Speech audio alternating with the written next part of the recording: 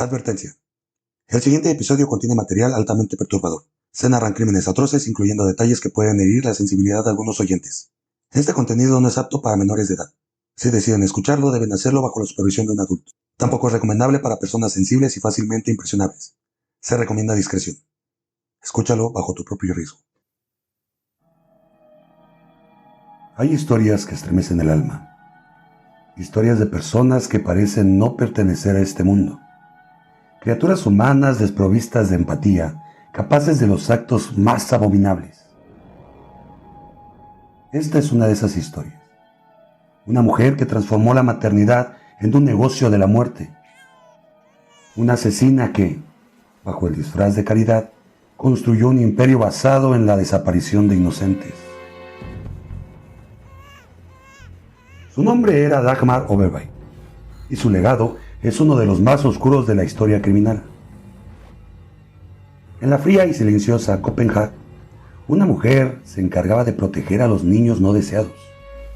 Pero lo que nadie sabía es que su verdadero negocio era despojar a esos inocentes de sus vidas. Uno a uno. Mientras tejía una red de engaños que dejaría un rastro de cuerpos enterrados en la oscuridad. Hoy nos adentraremos en su historia.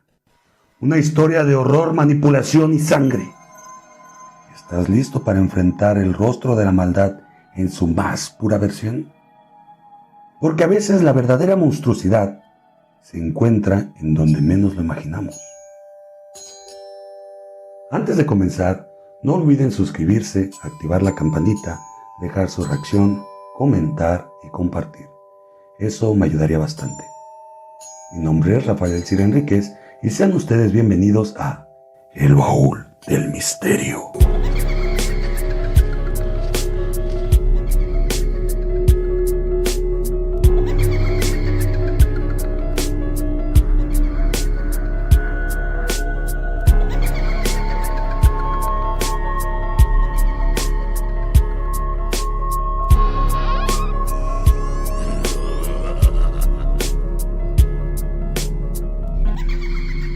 Dagmar Overby, la chica de la aguja.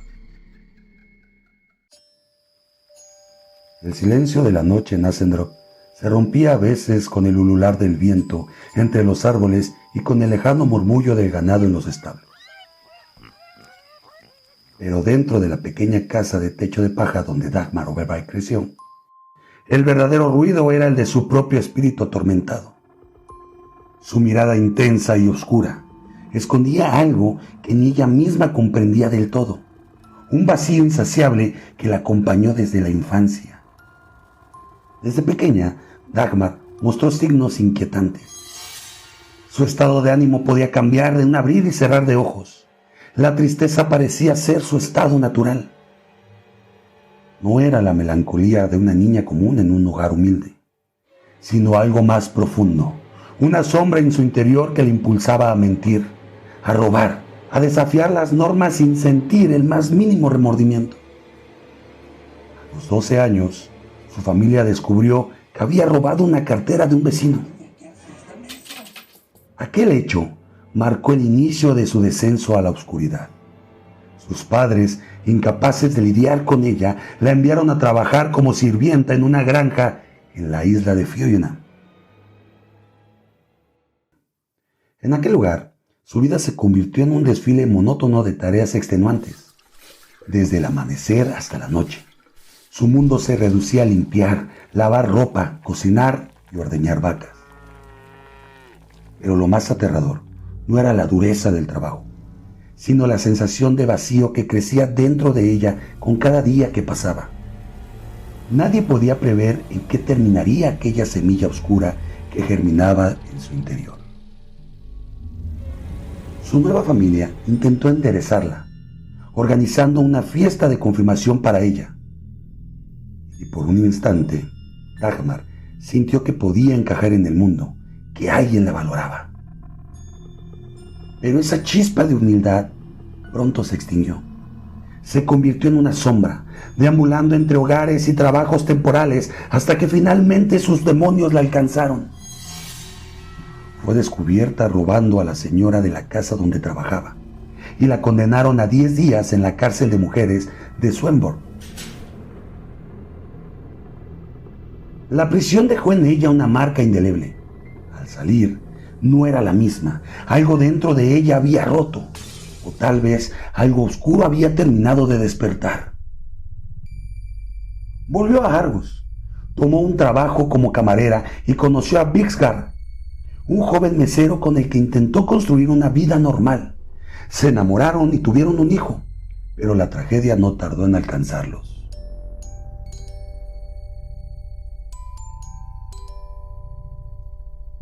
Una noche, la cuna del pequeño quedó envuelta en un silencio sepulcral. Cuando el médico examinó su pequeño cuerpo, notó algo extraño. Sus labios estaban azules, un indicio claro de asfixia. Pero la muerte fue atribuida a una neumonía severa, dejando a Dagmar libre de sospecha, al menos oficialmente. Los rumores, sin embargo, se extendieron como el fuego en el pueblo. Nadie podía decirlo en voz alta, pero todos lo pensaban. ¿Había sido Dagmar la que había arrebatado la vida de su propio hijo? La duda crecía en los rincones oscuros de las mentes de los aldeanos, pero nadie tenía pruebas y nadie se atrevía a enfrentarse a la mujer de ojos fríos. En 1912, dejó todo atrás y se mudó con un hombre conocido como el hombre de los suecos, Jens Lorenzenfeld. Pero la muerte, como una vieja amiga fiel, la seguía de cerca, porque Dagmar, la mujer de mirada vacía, aún no había terminado su oscura obra.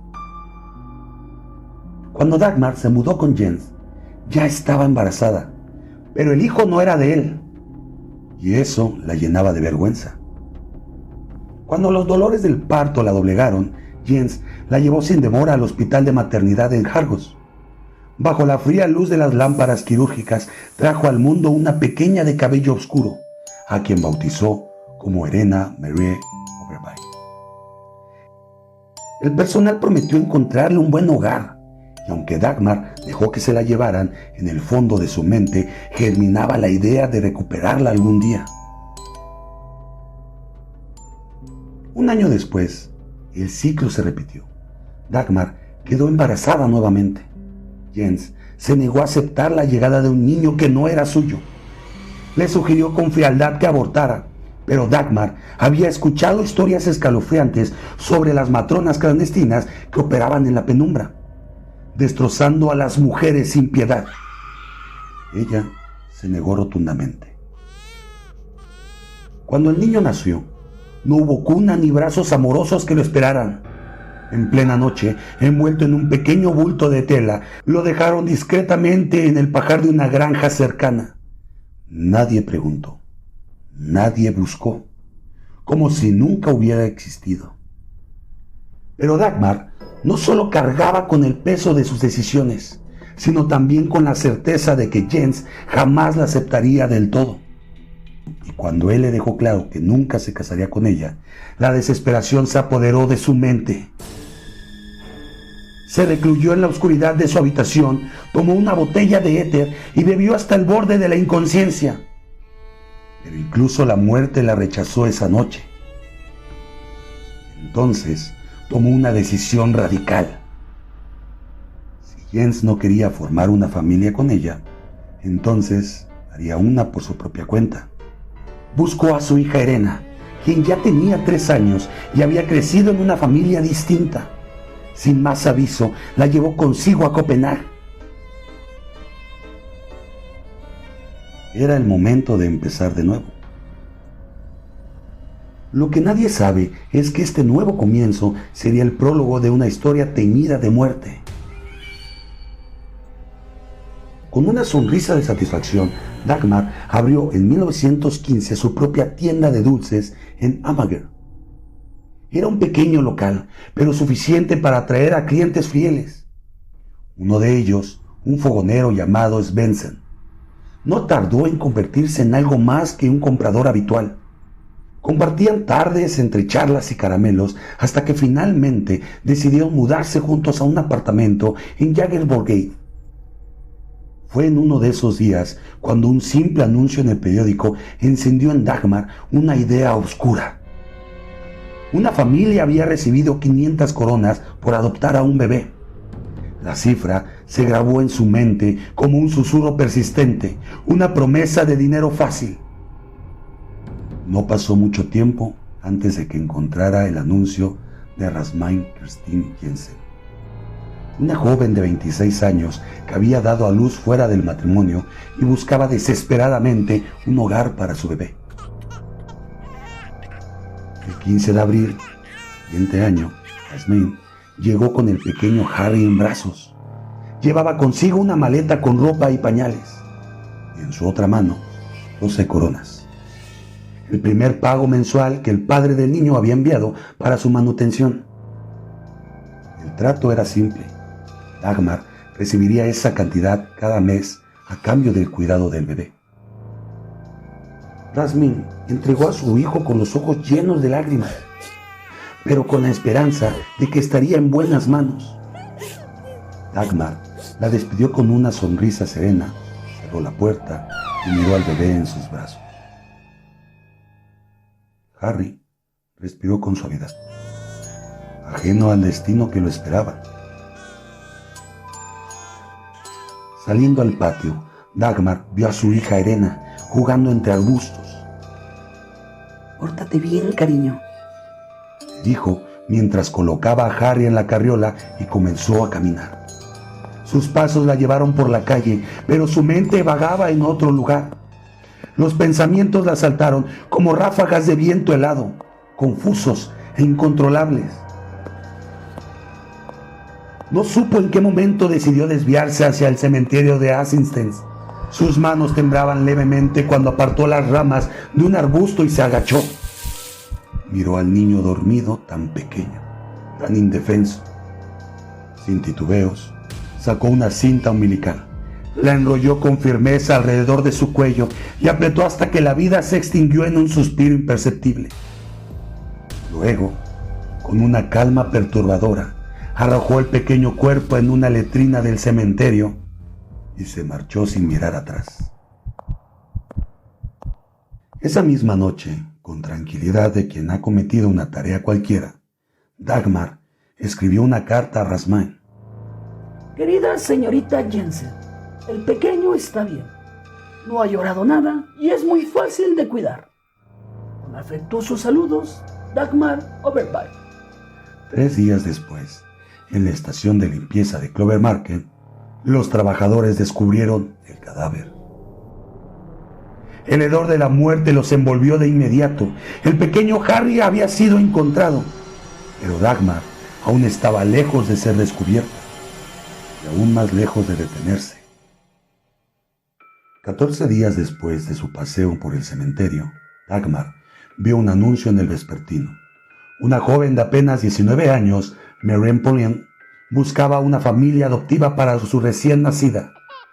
Dagmar no lo dudó. Recibió 400 coronas por su siguiente víctima, una suma exorbitante para la época. Era el equivalente al salario anual de una mujer común, y lo obtuvo con una facilidad aterradora. Fue ella misma quien se presentó en Peter's Gate para recoger a la recién nacida. Con una sonrisa afable, prometió a la madre darle un buen futuro. Horas después, el bebé dejó de respirar en sus brazos, mientras ella le arrebataba la vida con la misma frialdad y crueldad que estaban moldeando su macabro modus operandi. Acompañada por su propia hija Irena, Dagmar tomó el tranvía de la línea 2 con un bulto envuelto en telas. La niña, ajena al horror, se quedó esperando en la calle mientras su madre se deslizaba bajo un puente. Sin ceremonia, dejó el pequeño cadáver allí y se marchó. Cada día, Dagmar revisaba con meticulosidad el periódico en busca de nuevos anuncios. Mujeres desesperadas ofrecían a sus hijos en adopción y ella respondía con rapidez, asegurando un hogar para ellos. Al principio, Las madres llevaban a los bebés directamente hacia su casa, pero pronto los vecinos comenzaron a sospechar. Había demasiadas vistas, demasiados llantos que de un momento a otro desaparecían. Dagmar, siempre astuta, cambió de estrategia. Ahora se reunía con las madres en puntos neutrales, lugares donde la miseria y el miedo las obligaban a desprenderse de sus hijos sin hacer preguntas. Fallett Parken se convirtió en su lugar predilecto para estas transacciones. Recibía al bebé con dulzura y aseguraba que estaba a salvo, y al mismo tiempo recogía el dinero que llevaba a su destino. En teoría, estas adopciones eran ilegales.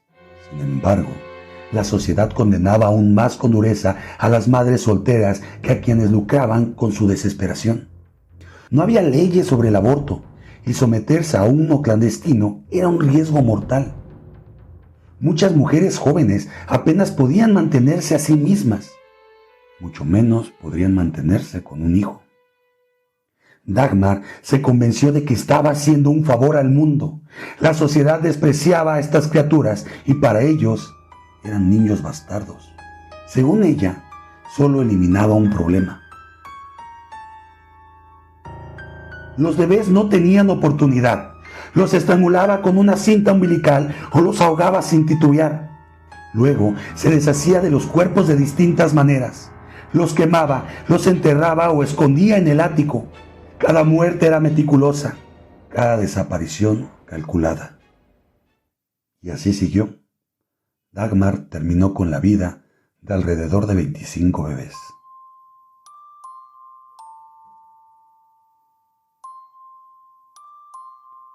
Un par de veces, Rasmin, su primera clienta, regresó, queriendo ver a su hijo. Dagmar no titubeó. Por fortuna, en esas ocasiones tenía otro niño varón en su posesión. Lo vestía con la ropa del pequeño Harry y lo presentaba como suyo, y así la mentira se mantenía firme. Svendsen, pareja de Dagmar, nunca sospechó la verdad. A veces se preguntaba de dónde venía tanto dinero de un día para otro, pero siempre tenía una respuesta lista. Decía que provenía de un conde de Fionia, el supuesto padre de Irena. La historia era absurda, sí, pero Svendsen nunca indagó más allá. Después de todo, el dinero seguía llegando. En mayo de 1917, Dagmar volvió a ser madre. Sin embargo, en lugar de felicidad, el nacimiento de su hijo con Svendsen solo trajo dolor. El pequeño llegó al mundo débil, con una afección cardíaca que le robó la vida poco después. La pérdida la consumió. Por primera vez en mucho tiempo, Dagmar sintió un vacío real, una tristeza que no podía aplacar ni con dinero ni con engaños. Pero pronto encontró una manera de llenar ese vacío. Cuando una madre desesperada le entregó a su hijo en adopción, Dagmar tomó una decisión insólita. No lo mataría. Crearía al bebé como si fuera suyo. Lo llamó Angelo. Pero este gesto no marcó su redención, no detuvo sus crímenes. Con el tiempo, su obsesión con la muerte tomó un giro aún más perturbador. Para no olvidar a sus víctimas, comenzó a fotografiar a los bebés desnudos antes de asesinarlos. Cada imagen era un trofeo macabro, un recordatorio de su poder sobre la vida y la muerte. Poco después, su vida dio otro vuelco. Svendsen fue arrestado por robo y enviado a prisión. Sin su pareja, Dagmar se mudó con Irena y Angelo a un apartamento en Vesterbro. Fue allí donde conoció a Caroline Hagensen, una joven madre que, sin saberlo, estaba a punto de entrar en la telaraña de Dagmar Overby. El 30 de agosto de 1920, la puerta del apartamento se abrió lentamente. Dagmar Overby sonrió con amabilidad a la joven obrera Caroline, quien esperaba en el umbral con su recién nacida en brazos. 5 días antes, Caroline había publicado un anuncio en el periódico. Se buscan padres adoptivos para una niña pequeña de 3 semanas. Preferentemente un hogar cristiano y con mucho amor y atención. Número de referencia 234. Hasta el último momento, Caroline había rezado por otra opción, pero sus propios padres devotos cristianos no podían tolerar la vergüenza. La adopción era su única salida. Dagmar, con un tono afectuoso y sereno, le aseguró que encontraría la familia perfecta para su hija. Caroline, con el corazón roto, aceptó la invitación a pasar. El apartamento de Dagmar era todo menos el lugar de una asesina. Elegante, con cuadros enmarcados en las paredes, un sofá cubierto por un largo mantel de encaje y una lámpara de porcelana colgando sobre la mesa. No había rastro de los horrores que allí se gestaban. Mientras tomaban café, Caroline miró a su hija y preguntó si podía ponerle un collar.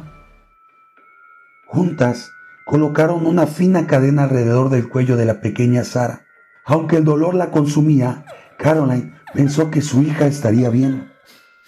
Entregó el dinero a Dagmar, besó la frente de la pequeña por última vez y entre lágrimas salió del apartamento. Dagmar esperó a que sus pasos se perdieran en el pasillo. Luego, con calma de quien repite una rutina, se levantó. Tomó un pedazo de cuerda y con un movimiento firme y preciso estranguló a la pequeña Sara. Pero esta vez, algo cambió.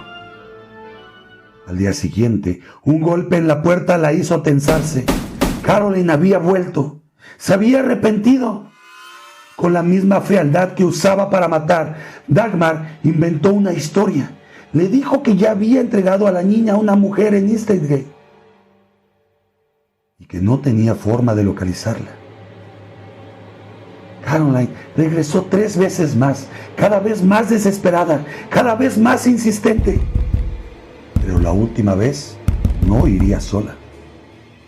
La sospecha la llevó a la policía y en ese mismo día 2 agentes llamaron a la puerta del departamento. Dagmar intentó mantener la postura, pero los ojos de los oficiales recorrieron el apartamento con una precisión quirúrgica.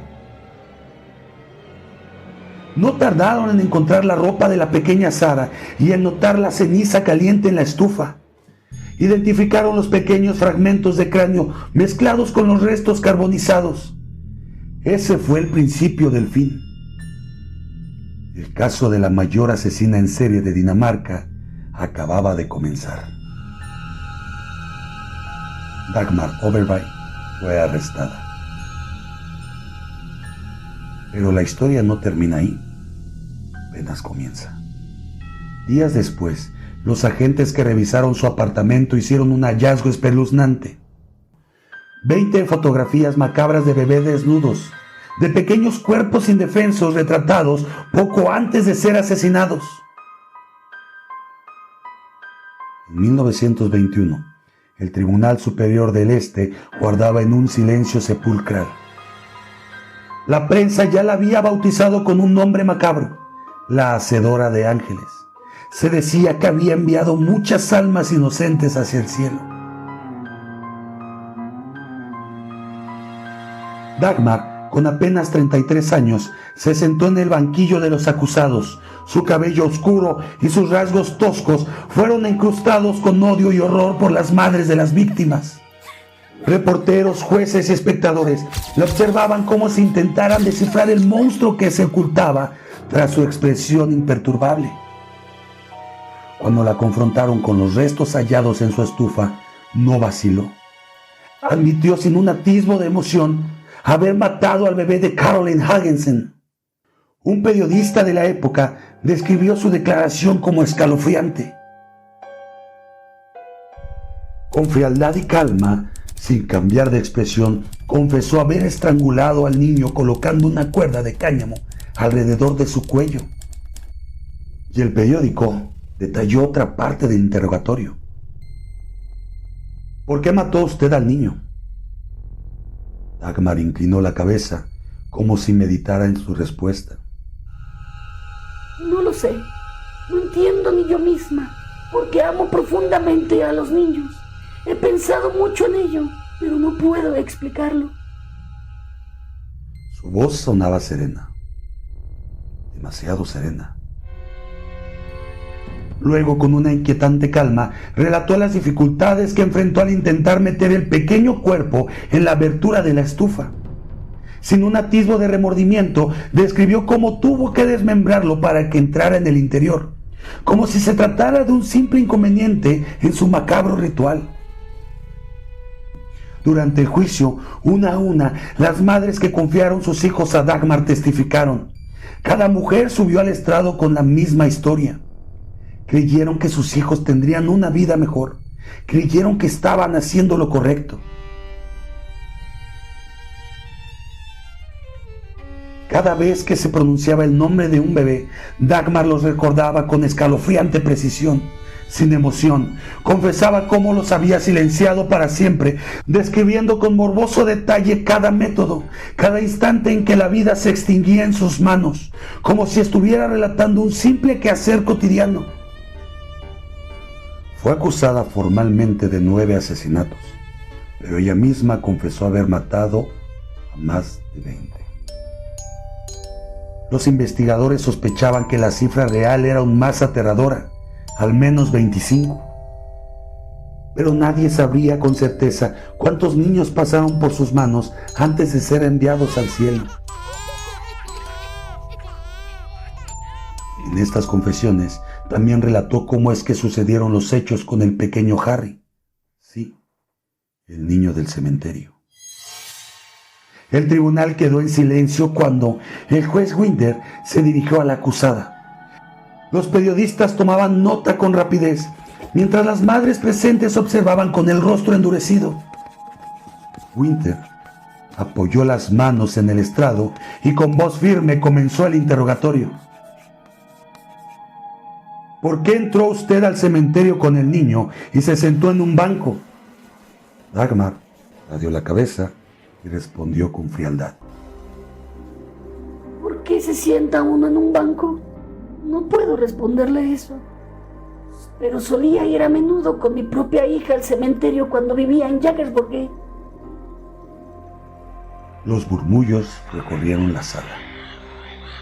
Winter no apartó la mirada de la acusada. ¿Qué hizo con el niño antes de arrojarlo al barril? ¿Estaba muerto? Sí. El juez hizo una pausa. Su expresión no cambió, pero su voz se tornó aún más severa. ¿Qué le hizo? Dagmar no respondió. Bajó la mirada. Sus labios se fruncieron. Sus hombros temblaron ligeramente. Una pausa tensa y un silencio macabro se apoderaron de la sala. Winter esperó. Pero ella seguía en silencio, con los ojos fijos en el suelo. ¿No quiere responder? Dagmar Overby respiró hondo y contestó. Es tan doloroso, murmuró.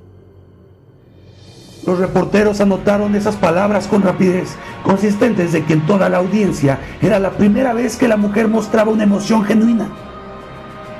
Winter no cedió. Todos lo entendemos, pero hablar la ayudaría en su caso. Dagmar tragó saliva y con voz apenas audible dijo: le puse una cuerda en el cuello, creo que fue una cinta umbilical.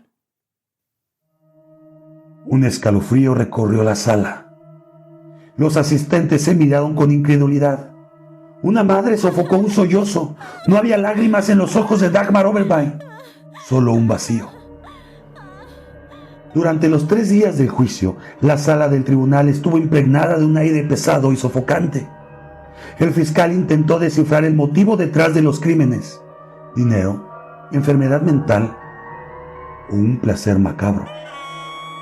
Dagmar Overby, con la misma expresión impasible que había mantenido desde su arresto, negó cualquier interés económico. No maté por dinero. Nunca he sido ambiciosa en ese sentido, declaró con voz firme y sin titubeos. Pero si no fue por dinero, entonces ¿por qué fue? Al principio no planeaba matarlos. Los adoptaba con la intención de cuidarlos, pero después sentía una desesperación abrumadora. El jurado la observaba con incredulidad. Un periodista de Politiken describió su deterioro físico durante el juicio. El rubor saludable de su rostro, que sorprendió a los espectadores el primer día del juicio, había desaparecido. Ahora estaba pálida, con profundas arrugas bajo los ojos apagados.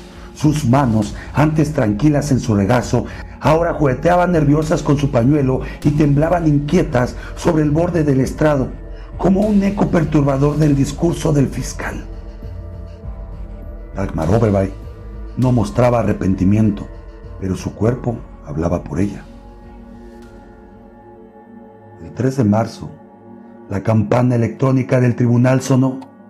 El jurado había llegado a un veredicto. El juez de tribunal se puso de pie. La sala entera contuvo la respiración. Nosotros, el jurado, encontramos a Dagmar Joan Amelie Oberwein culpable de homicidio premeditado de 8 niños y de exponer a un infante. Por lo tanto, se le condena a la pena de muerte.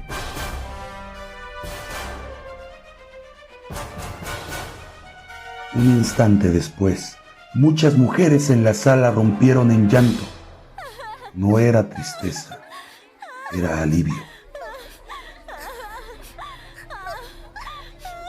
Dagmar no pestañeó.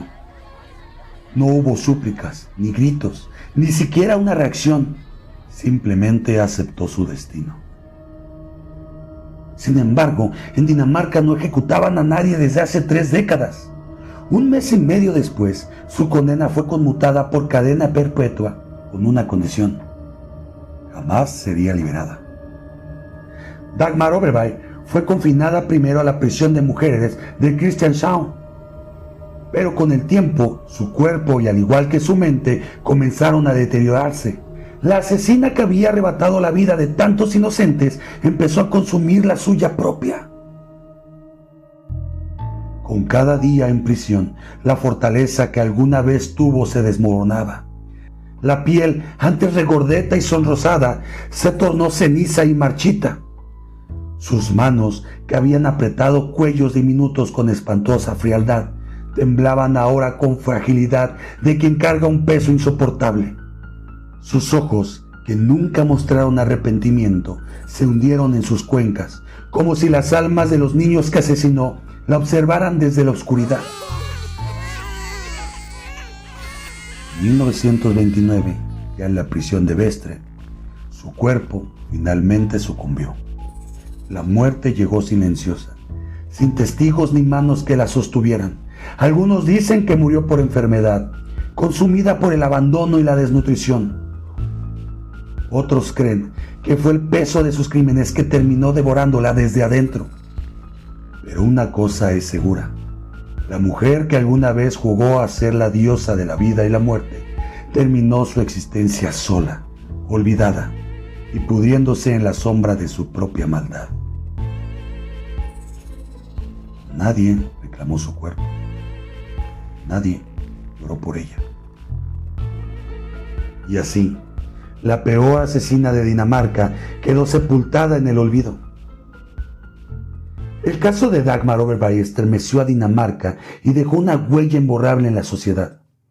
La indignación pública fue tal que en 1923 el gobierno promulgó la Ley de Supervisión de Niños Adoptados, asegurando que todos los niños nacidos fuera del matrimonio estuvieran bajo protección del Estado. Nunca más se permitiría que un bebé desapareciera en la sombra de la burocracia. También se reforzó el registro civil para llevar un control estricto de la población infantil y se promovió la creación de hogares maternales públicos, ofreciendo alternativas reales a madres en situación de vulnerabilidad.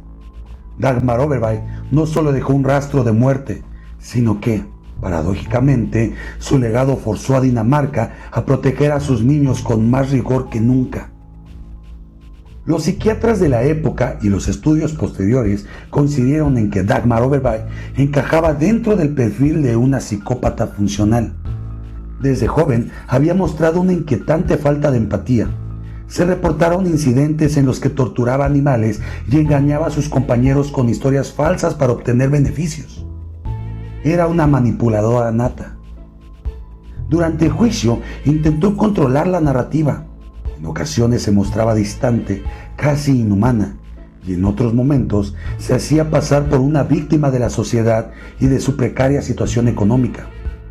Sin embargo, cuando fue interrogada sobre sus crímenes, sus respuestas eran frías y directas. No sé por qué lo hice. Creo que sea una cuerda o una cinta umbilical. A pesar de intentar mostrarse como una madre amorosa, los informes indicaban que abusaba físicamente de su propia hija, una conducta común en asesinos seriales con trastornos antisociales. El tribunal intentó comprender lo que la motivaba, pero ella misma lo resumió en una frase escalofriante: lo he pensado mucho, pero no puedo explicarlo. Su historia sigue resonando como una advertencia escalofriante de hasta dónde puede llegar la mente humana cuando la oscuridad consume por completo la empatía. La historia de Dagmar Overby quedó grabada en la memoria de Dinamarca como una de las más atroces jamás registradas. Pero su sombra no se desvaneció con su muerte. Hoy en día seguimos viendo cómo la vulnerabilidad de los más inocentes es explotada por mentes perturbadas disfrazadas de caridad y compasión. El mal no siempre se encuentra en una sonrisa macabra. A veces viste de confianza, de amabilidad y de ayuda desinteresada. La historia de la Hacedora de los Ángeles, o la chica de la aguja por la película, nos recuerda que el peligro puede acechar en los lugares más inesperados.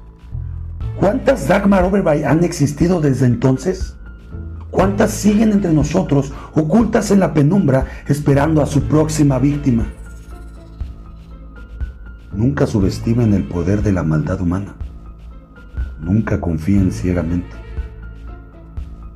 Porque el terror no es solo un cuento del pasado. Sigue aquí, en cada rincón oscuro del mundo, esperando la oportunidad para resurgir. ¿Ustedes conocían esta historia? ¿Qué opinan acerca de ella? ¿Qué creen ustedes que fue lo que motivó a Overby a generar este tipo de crímenes? Háganmelo saber en la cajita de comentarios. No olviden suscribirse y activar la campanita. Dejen su reacción. Y compartan este contenido, ya que esto me ayudaría demasiado. No olviden que también ya nos encontramos en Spotify. Escúchanos, dame 5 estrellas y también suscríbete. Me ayudarías bastante. Me despido de ustedes no sin antes comentarles lo siguiente. Mantengan sus ojos abiertos y sus mentes curiosas. Esto fue El Baúl del Misterio.